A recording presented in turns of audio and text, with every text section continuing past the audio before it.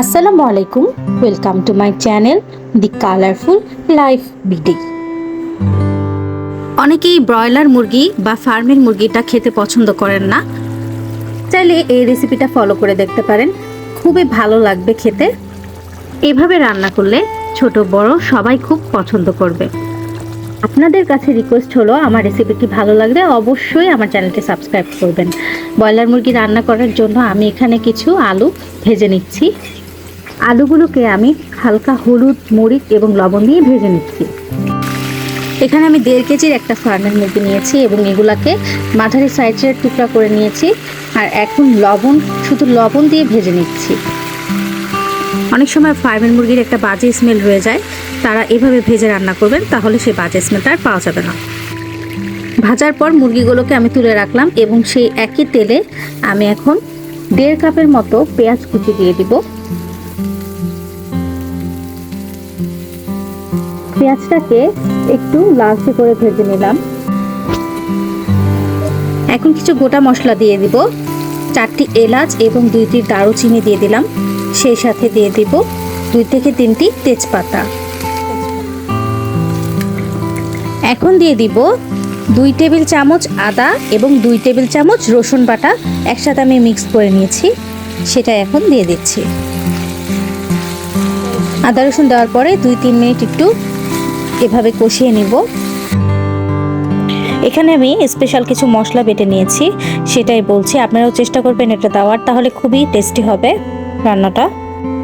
এখানে যে বাদামি কালার মিশ্রণটা, সেটা হচ্ছে 1/2 কাপ বেরেস্তা, কাঁচা পেঁয়াজ 2 টেবিল চামচ আর জিরা 2 টেবিল চামচ, এটা আমি একসাথে বেটে নিয়েছি। আর সাদা যে মিশ্রণটা দেখতে পাচ্ছেন, এটা হচ্ছে কিছু কাজু বাদাম এবং কিছু কাঠবাদাম আর কিছু কিশমিশ বেটে নিয়েছি। তো এই মিশ্রণগুলো দিলে আপনাদের ফার্মের মুরগি যে রান্নাটা, সেটা কিন্তু অসাধারণ হবে। মশলাগুলো এখন ভালোভাবে কষিয়ে নিতে হবে। আমি একটু পানি দিয়ে আর একটু ভালোভাবে কষিয়ে নিব 5 মিনিটের মতো।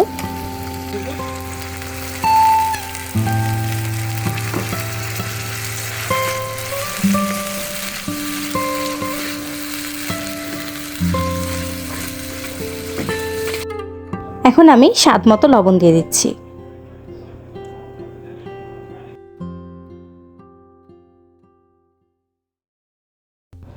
এখন গুঁড়ো মশলাগুলো দিয়ে দিচ্ছি।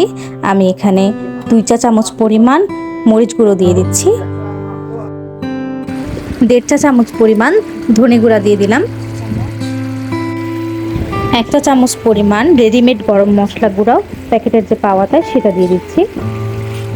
গুঁড়া মশলাগুলো দেওয়ার পরও আরও 5 মিনিট আমি ভালোভাবে কষিয়ে নেব। কষানোর সময় যাতে নিচে পোড়া না লাগে সেদিকে খেয়াল রাখতে হবে। একটা সময় এরকম তেল উপরে উঠে আসবে, তখন বুঝতে হবে মাংসগুলো দেওয়ার টাইম চলে এসেছে।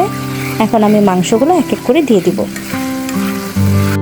ভেজে নেওয়া মাংস ও আলুগুলো আমি দিয়ে দিচ্ছি। এখন মশলার সাথে মাংসগুলোকে আমি 5 মিনিটের মতো কষিয়ে নিব।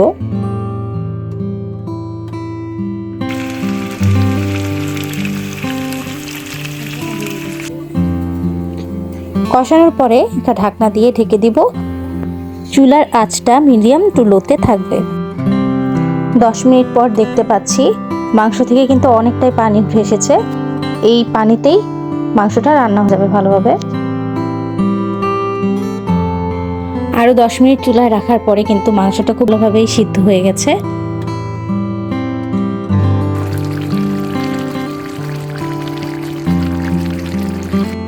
চুলা থেকে নামানোর আগে আমি 1/2 কাপ পরিমাণ মিষ্টি দইটা দিয়ে দিচ্ছি।